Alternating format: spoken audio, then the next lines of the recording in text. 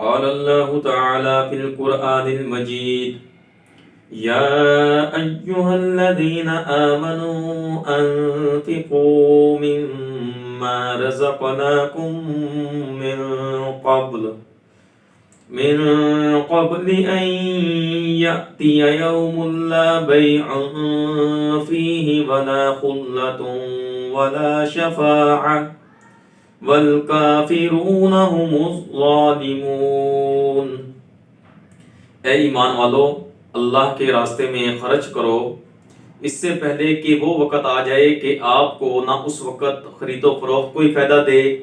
اور نہ ہی کوئی دوستی کام آئے گی اور نہ ہی کوئی شفاعت کام آئے گی، اور جو کافر لوگ ہیں وہ ظالم ہیں، ظلم کرنے والے ہیں۔ قرآن پاک کی اس آیت کے اندر اللہ تبارک و تعالیٰ نے مسلمانوں کو اس بات کا حکم دیا ہے کہ اے ایمان والو، میرے راستے میں خرچ کرو۔ یہ اللہ تبارک و تعالیٰ کا بندوں کے اوپر احسان ہے کہ اس بات کا حکم دیا کہ آج اگر انسان 1 روپے بھی خرچ کر لے گا، اللہ کے راستے میں خرچ کر لے گا، تو وہ کل اس کے لیے بہت بڑا ذخیرہ ثابت ہوگا۔ ایسے نہ ہو کہ جب قیامت کے دن جب حساب کتاب ہوگا تو اس وقت اگر بندہ زمین و آسمان کے درمیان جتنا خلا ہے وہ سونے سے بھر کر بھی اگر خرچ کر دے گا تو وہ ایک نیکی کے برابر بھی اس کی کمی پوری نہیں کر سکے گا۔ تو اس لیے اگر آج 1 روپے بھی خرچ کر لیں گے تو کل وہ اس کے لیے بہت بڑا ذخیرہ بن سکتا ہے۔ تو اللہ تبارک و تعالیٰ نے اس آیت کے اندر مسلمانوں کے اوپر یہ حکم دے کر مسلمانوں کے اوپر احسان کر دیا کہ اپنی نیکیوں کو اس طرح سے بڑھاؤ۔ آج اگر ہم تھوڑی سی جو ہمارے پر زکوٰۃ واجب ہوتی ہے، جو صاحب حیثیت ہے اس پر زکوٰۃ واجب ہوتی ہے یا مستحب صدقہ ہے، اس کو وہ ادا کر دیتا ہے تو اس کے لیے ذخیرہ بنے گا۔ اگر ہم خرچ نہیں کرتے، اپنے مال سے محبت کرتے ہیں، تو مال کی محبت کی وجہ سے بہت سی بیماریاں پیدا ہوتی ہیں، جن میں سے سب سے خطرناک بیماری وہ بخل کی ہے کہ بخل پیدا ہو جاتا ہے کہ جب مال کی محبت ہوتی ہے تو بندہ نہ اپنے اوپر خرچ کرتا ہے نہ کسی اور کے اوپر خرچ کرتا ہے، جو اس کے اوپر واجب ہوتا ہے یا کسی اور رفاہی کام میں یا کسی اور معاملے میں وہ خرچ نہیں کرتا، اس کے اندر مال کی محبت آ جاتی ہے۔ تو جب بندے کے اندر بخل کی بیماری آ جائے تو پھر بندہ اس مال کو جوڑتا رہتا ہے، کہیں کا بھی نہیں رہتا۔ رسول اللہ صلی اللہ علیہ وسلم کے دور میں ایک شخص ثعلبہ بن حاتب رسول اللہ صلی اللہ علیہ وسلم کے پاس آیا اور کہنے لگا کہ یا رسول اللہ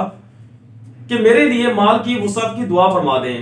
تو رسول اللہ صلی اللہ علیہ وسلم نے فرمایا کہ مال کی وہ تنگی جس کے اندر آپ اللہ کو یاد رکھیں اس مال کی فراوانی سے بہتر ہے جس کے اندر آپ اللہ کو بھول جائیں۔ تو اس نے دوبارہ عرض کی یا رسول اللہ میرے لیے مال کی وسعت کی دعا کر دیں۔ تو رسول اللہ صلی اللہ علیہ وسلم نے دوبارہ فرمایا کہ کیا آپ کو وہ حالت پسند نہیں ہے کہ جس کے اندر میں رہ رہا ہوں؟ لیکن اس بندے نے کہا کہ یا رسول اللہ آپ میرے لیے مال کی فراوانی کی دعا کر دیں، تو جب اللہ تعالیٰ مجھے مال دیں گے تو میں اللہ کے بندوں کے اوپر جتنے میرے ذمے واجب ہوگا میں سب کے حقوق ادا کروں گا۔ تو رسول اللہ صلی اللہ علیہ وسلم نے اس کے لیے مال کی فراوانی کی دعا کر دی۔ تو اس نے کچھ بکریاں پالی، تو اللہ تبارک و تعالیٰ نے اس کی بکریوں کے اندر برکت دی، تو وہ بکریاں بڑھ گئی۔ پہلے وہ مدینہ میں رہتا تھا اور 5 نمازیں مسجد نبوی میں ادا کرتا تھا، تو جب وہ مال بڑھا تو وہاں رہنا اس کے لیے مشکل ہو گیا،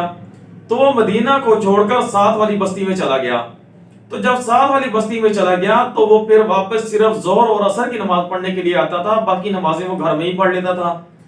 تو پھر کچھ عرصہ کے بعد اس کے مال کے اندر اور بڑھوتری ہوگی اور اضافہ ہو گیا، تو اب وہاں بھی اس کے لیے رہنا تنگ ہو گیا، تو وہ مدینہ سے اور دور چلا گیا۔ تو پھر وہ باقی نمازیں ادا مسجد نبوی میں نہیں کرتا تھا بلکہ صرف جمعہ کی ادائیگی کے لیے آتا تھا۔ تو پھر مال بڑھا تو وہ پھر اس سے بھی آگے چلے گیا، تو جب وہ اور آگے چلا گیا تو اب اس کے لیے آنا مشکل ہو گیا، تو اب وہ کسی نماز کے لیے بھی نہیں آتا تھا، جمعہ کے لیے بھی مسجد نبوی میں نہیں آتا تھا۔ جو قافلے وہاں سے گزرتے تھے تو ان سے وہ مدینہ کے حال معلوم کر لیتا تھا۔ تو رسول اللہ صلی اللہ علیہ وسلم نے ایک دن ثعلبہ کے بارے میں پوچھا کہ ثعلبہ کہاں ہے؟ تو پھر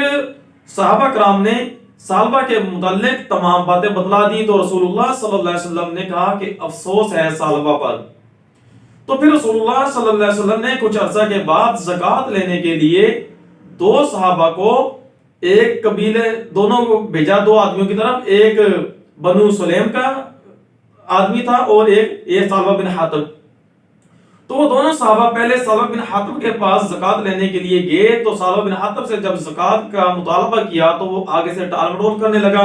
کہ یہ تو ایک ناجائز ہیلا بنایا ہوا ہے لینے کا، تو آپ پہلے اس سے بنو سلیم کے شخص سے لے لو، تو بعد میں میرے پاس جانا دے دوں گا۔ تو جب وہ بنو سلیم کے شخص کے پاس گئے تو انہوں نے خوشی کے ساتھ ان کو وہ زکات دے دی۔ تو وہاں سے زکات دینے کے بعد جب وہ سالبہ کے پاس لوٹے تو سالبہ نے پھر ٹال مٹول کر کے دینے سے انکار کر دیا۔ تو دونوں صحابہ واپس رسول اللہ صلی اللہ علیہ وسلم کے پاس پہنچے، ابھی خبر دی ہی نہیں تھی تو پہلے ہی رسول اللہ صلی اللہ علیہ وسلم نے افسوس ہے سالبہ پر۔ تو پھر رسول اللہ صلی اللہ علیہ وسلم، پھر قرآن پاک کی یہ آیت نازل ہوئی کہ بہت سے لوگ ایسے ہیں کہ جو اللہ سے عہد کرتے ہیں خرچ کرنے کا، لیکن جب اللہ ان کو مال دیتا ہے تو وہ مال ادا کرنے سے انکار کر دیتے ہیں۔ تو پھر سالبہ کے کچھ رشتہ داروں نے جا کر سالبہ کو خبر دی کہ آپ کے بارے میں تو یہ آیت نازل ہوئی ہے۔ تو پھر وہ مال لے کر رسول اللہ صلی اللہ علیہ وسلم کی خدمت میں آیا تو رسول اللہ صلی اللہ علیہ وسلم نے وہ مال لینے سے انکار کر دیا۔ تو نبی اکرم صلی اللہ علیہ وسلم کے بعد پھر جب وہ مال لے کر حضرت بکر صدیق رضی اللہ تعالیٰ کے پاس آیا، پھر اسی طرح حضرت عمر رضی اللہ تعالیٰ کے پاس آیا، پھر اس طرح حضرت عثمان رضی اللہ تعالیٰ کے پاس آیا، تو تینوں خلفاء نے وہ مال لینے سے انکار کر دیا، اس وجہ سے کہ جب یہ مال رسول اللہ صلی اللہ علیہ وسلم نے قبول نہیں کیا تو ہم یہ مال قبول کیوں کریں۔ تو اس لیے ہمیں اپنے مال سے اتنی محبت بھی نہیں ہونی چاہیے کہ اگر ہمیں کہیں ضرورت، ہمیں خرچ کرنے کا حکم آیا ہو یا ہمارے اوپر کہیں خرچ کرنا واجب ہو تو ہم وہ خرچ بھی نہ کریں۔ تو ایسا ہرگز نہیں ہونا چاہیے۔ اللہ کے راستے میں جو اللہ نے یہ حکم دیا ہے، یہ اللہ کا حکم ہمارے اوپر ایک اللہ کا احسان ہے کہ اگر آج ہم خرچ کر لیں گے تو کل ہمارے لیے ہی ذخیرہ بن جائے گا۔